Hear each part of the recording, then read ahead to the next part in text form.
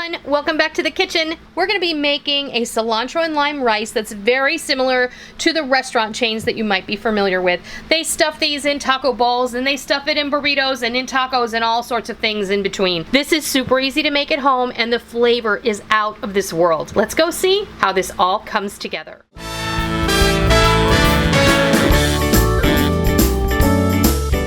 Today we're going to be making some cilantro and lime rice. If you guys have ever eaten at Chipotle or Moe's or any number of those Mexican kind of cafeteria style places, they always have a cilantro and lime rice available, taco filling or burrito filling or bowl filling, you know. It's super delicious and it's really easy to make at home. We are going to be having some chicken taco bowls for dinner tonight, so we're going to be using this as the base for those. And this is really simple.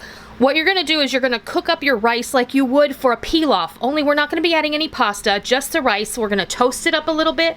I have 2 cups of long grain rice here. This is just plain old-fashioned rice. I have a medium onion that I have diced. I have about 5 cloves of garlic here, but only 3 of them are going to go in with the rice. I have 2 tablespoons of butter and I have 2 tablespoons of oil. The rest of this oil is going in the cilantro lime pesto that we're going to dress the rice with. Whole bunch of cilantro, 1/4 cup of olive oil to go into that pesto, along with the juice and zest of 2 limes. Now I just went ahead and put the zest right on in there with the juice because it's a lot easier to get out of the container that way. And then we have 4 cups of vegetable stock. You can use chicken stock or water if you prefer, with our rice. And then I have some salt. This is going to go in with the rice, it's going to go in with the pesto part, and then everything's going to come together and it's going to be really delicious.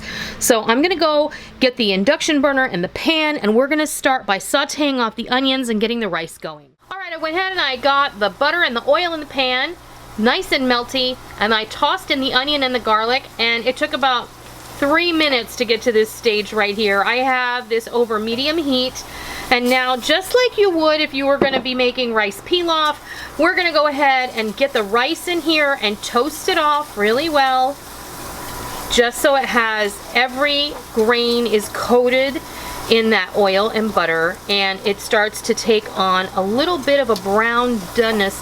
Not like you don't want this to be like super brown, and you don't want it to burn for sure. So just keep stirring around in here until it has a slightly nutty aroma, and that's when you know it'll be time to add the liquid. And when that happens, I'll be back and I'll show you what happens next. Okay, it is just about time to add our stock, and you can see here and here the rice is beginning to caramelize or brown, if you will, and you don't want all of it to be completely brown. The whole purpose here is just to prep the rice to receive the liquid, kind of bring it up to temperature, and it helps. This is going to help the cooking process because it's going to help you avoid sticky rice. These grains of rice are going to be fluffy and separate because they're coated with all that good oil. Okay, so we're going to slowly, and Rick, you want to back up a little because you're going to steam up. Add the liquid a little bit at a time. Just kind of prime your pan there, and then you can add the remainder. So there's 4 cups of vegetable stock. Like I said, you can use chicken stock or you can use water if that's what you have. No worries. I just found this great veggie stock and I wanted to use it. Now what we're going to do is bring this up to a boil, and then when it's come to a boil, we're going to put the lid on. We're going to reduce this to medium heat, and then we're going to let this cook for 20 minutes or until the surface of the cooked rice is dimpled and the majority of the liquid has been absorbed. Now you can see this is already bubbling.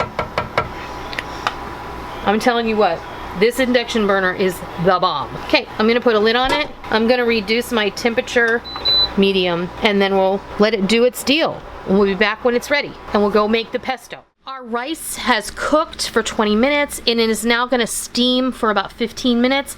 While that's happening, we're going to make the cilantro lime pesto that we're going to dress the rice with, and that's when the magic happens. When we mix them all together and we create this delicious cilantro lime rice. So what you're going to start off with is a small bunch of cilantro. You can even throw the stems in there. The stems are completely edible. We're going to use our lime juice and our lime zest, some garlic, little bit of water just to get things going. And because this is a high-speed blender, I'm going to put the oil in here at the same time as everything else because I can't pour it in from the top. If you have a standard high-speed blender, you're going to put these things first, blend them, and then slowly drizzle in your olive oil so that everything will emulsify. But because I'm using my smoothie blender or my drink blender, I can just put everything in here all at once. So I'm just going to go ahead and put this on the base and we're going to blend. When you feel like you have everything all blended up the way you want it, go ahead and call it good. And there you go. That's exactly what you want it to look like. That's going to soak right on into all that rice. I'm going to add about a teaspoon of salt. This is kosher salt. If you're going to use fine salt or table salt or canning salt, then you're going to want to use half that amount. I'm going to go ahead and give this a taste. Oh, that's good. Beautiful, fresh, crisp, citrusy from the lime juice. That's going to be wonderful on our rice. Okay, I'm going to go get the rice and then we'll come back and we'll dress it all and we'll make our cilantro lime rice. Okay, our rice has steamed. Our cilantro lime pesto is ready to go. And now all that's left to do is marry the two together. Now I'm going to be a little conservative and I'm not going to put all of it. I'd say there's about 3/4 of a cup of that pesto in there. So what I want to do is I want to mix this up together and then I'm going to taste it. And if I feel like it can handle the rest of it, then we're going to go ahead and pop it in there. You can always save the rest for later. You can drizzle it over eggs. You can drizzle it over a taco or a salad like a vinaigrette. It'll be great. I do want to taste it though. The rice tastes fabulous without the pesto on it, if I'm being honest. I think I'm going to stop there. I can taste everything. And the cilantro is not overpowering, which is really important. That's perfect. Yeah, it's not too much. So you can see there's this much left. I'd say about a half a cup. Maybe not. There might be like 1/4 of a cup there. But you have to do this to your personal taste. If you are not like in the cheering section of cilantro, but you enjoy it with certain flavors, then you're going to want to be the one who determines how much of that pesto you put on here. Like I said, just toss that pesto in a little jar, stick it in your fridge. It's going to last you a couple of weeks and it's going to be great. You can use it as a vinaigrette, drizzle it over dressing, use it as a marinade for chicken. There are a lot of uses for that pesto.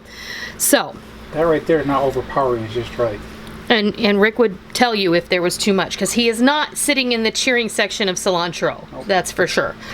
So that is how you make cilantro lime rice. This is our version of it. It's very similar to what you get at Chipotle. Mine may be a little on the greener side than theirs, but that's okay. You got to do it the way you want it. Add as much or as little of that pesto as you like and go for it. I hope you enjoyed today's video. I hope that you will give me a thumbs up. If you are new to my kitchen, welcome. Always a pleasure to have new friends join me. Please be sure and hit the subscribe button. And if you are a tried and true member of the Noreen's Kitchen family, be sure and hit the bell notification button, as well as setting your YouTube homepage to your subscription feed so you don't miss out on all the real food for real people, real easy recipes that we present all the time right here on our YouTube channel and straight from our kitchen. I hope you give this cilantro lime rice a try, and I hope that you love it. And until next time, I'll see ya.